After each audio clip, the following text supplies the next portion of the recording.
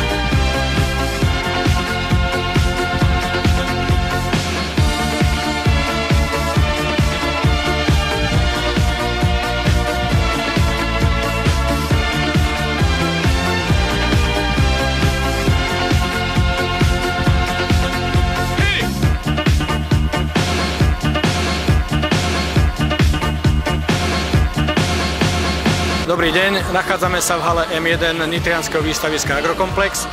Tak ako po minulé roky Citroën je znovu zastúpený na tomto autosalóne. V pavilóne M1 máme takmer 500 m2 výstavnej plochy, vystavujeme 12 vozidel vo vnútri, 4 vozidlá vonku.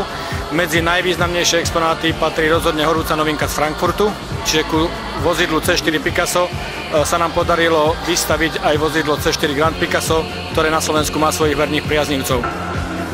Ide o novinku segmentu MPV, ktorá sa predstavuje v dvoch verziách.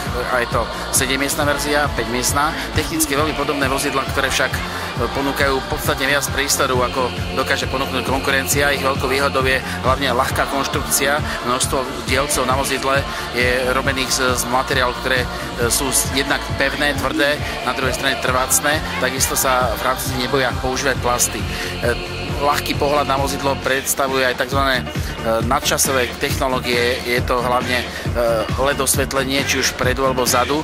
Takisto vnútri vozidla množstvo dotykových obrazoviek ktoré korešpondujú navzájom. Takisto auto je veľmi intuitívne ovládateľné, to je dôležité, čo sa týka komfortu a bezpečnosti cestovania. Takisto na zadných sedadlách je dostatok miesta v prípade potreby prepravy tovaru, či už v tej 5-miestnej alebo 7-miestnej verzii je možnosť sklápať sedadlá. Tie sedadlá, keď sa sklopia, tak vytvárajú takmer rovnú plochu a to je výhoda v tom zmysle, že to auto dokáže slúžiť nie len ako rodinné auto, ale auto povedzme vhodné aj na podnikanie. Hlavne tá dlhšia verzia, tá 7-miestna verzia sa vyznačuje takým zmeneným dizajnom zadnej časti, podľa toho ju spoznáme. Vzadu sú tzv. Žiabre, ktoré nám rozpoznávajú toto auto už na prvý pohľad. Auto je v ponuke s rôznymi kolesami, dá sa individualizovať nielen farbou karosérie, ale zmenou aj tých externých doplnkov. Je to hlavne rodinné auto, ako som spomínal, a vtedy sa zvykne hovorí, keď ideme s takým autom na dovolenku, že vďaka Bohu aj nízka spotreba a dostatočná dynamika aj pri plne obsadenom vozidle. Pokiaľ ide o ďalšie vozidlá, ktoré tu máme vystavené, tak za zmienku stojí Linea DS. Je to náš segment, ktorým chceme osloviť všetkých tých, ktorí by si možno cestu ku Citroënu nenašli tak priamo, ako vďaka atraktívnemu dizajnu ponúkame práve v Linii DS. Je to DS3, DS4, DS5, vozidlá, ktorými sa môžu klienti odlíšiť a získavajú určitú mieru luxusu a osobitého dizajnu. Za zmienku stojí takisto naše partnerstvo s Petrom Saganom, ktorý, ako viete, sa pred pár dňami umiestnil na výbornom 6. mieste na majstrovstvách sveta vo Florencii. Toto partnerstvo funguje, takisto nám pomohlo zvýrazniť značku ako takú a spojenectvo s Petrom Saganom je pre nás veľmi zaujímavé.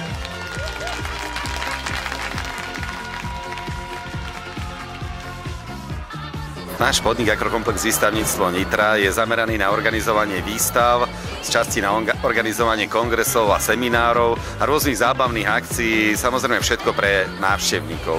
Čiže to je aj našim cieľom a to je aj naša ambícia aj do budúcna všetky tieto akcie čo najviac vylepšovať, zlepšovať a rozšírovať existujúce portfólio výstav o nové projekty a samozrejme vylepšovať tie tradičné, ktorými sme už známi, lebo aj s tým je už dnes veľa práce, aby sme udržali ich úroveň a samozrejme, aby sme kvalitu výstav a objem týchto výstav stále zväčšovali. Tak to je takým našim cieľom aj v budúcom roku, aj v ďalších rokoch.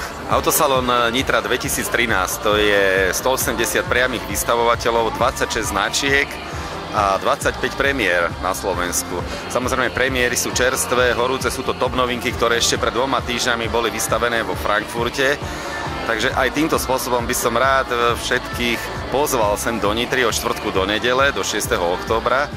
Ale ako ste si určite všimli, nie je to len Autosalon Nitra, ale je to aj Autoshow Nitra 2013. A to je zase niečo, to je 30 sprievodných podujatí za 4 dní, kde si každý návštevník príde na svoje, sa takou najatraktívnejšou, ale vychádzam pri tomto hodnotení z nášho Facebooku, kde máme najviac príspevkov a komentárov, bude skutočne adrenalinová motoshow v pavilóne V, kde slovenskí chlapci, motorkári budú ukazovať svoje umenie. Jeden z nich je majster Európy, ďalší sú to majstri Slovenska. Týmito kúskami naozaj bude tuhnúť krv v žilách a je to všetko v cene vstupenky, lebo myslím si, že návštevník by si za to kľudne mohol aj, alebo na nejaké takéto podujatie by si rád aj zaplatil extra vstupné a teraz to všetko je možné vidieť v jeden deň spoločne s autami, s novinkami na výstavisku Agrokomplex v Nitre. Organizujeme takisto súťaž, všetky stupenky sú zlosovateľné. Hlavnou výhrou je osobný automobil, populárny Suzuki Swift. Ale treba súťaží sa aj o príľubu Valentína Rossiho s jeho podpisom, tak sú to naozaj také, to je zberateľský kúsok, ktorý nemá, ťažko ho oceniť, má takú zberateľskú hodnotu, ale myslím si, že dosť vysokú a o to je tiež veľký záujem. Takže toto je Autosalon Autoshow Nitra. No a medzi takými novinkami, čo je najviac také, si myslím, zaujímavé, by mohlo byť pre návštevníkov, je povedzme Mazda 3 alebo aj Grand C4 Picasso v expozícii, ktorého sa teraz Citroenu aj nachádzame a myslím, že toto aj obyvateľia Trnavského kraja budú môcť vidieť v showroome v Trnave, takže pozrieť toto Grand C4 Picasso. Tak ešte raz všetkých srdečne pozývam do Nitry a myslím si, že o zábavu na celý deň majú postarané. Dobrý deň, ja by som vás chcel privítať na Autosalóne v Nitre aj ako zástupca dealera, alebo teda predajcu Citroenov v Trnave. Veľmi radi vás touto formou aj privítame a chceli by sme vás pozvať do našich priestorov na Zavarskej ceste v Trnave, kde všetky alebo väčšinu týchto modelov takisto vystavujeme a ponúkame skúšobné jazdy, kde sa môžete oboznámiť s autami aj naživo, vytvoriť si vlastnú skúsenosť a verím, že budete s autami spokojní, ako je veľa našich zákazníkov z Osenice, z okolia, kde naozaj máme pevné zázemie, takže dúfam, že sa prídete pozrieť k nám aj vy a budete spokojní s našimi službami a s našim servisom.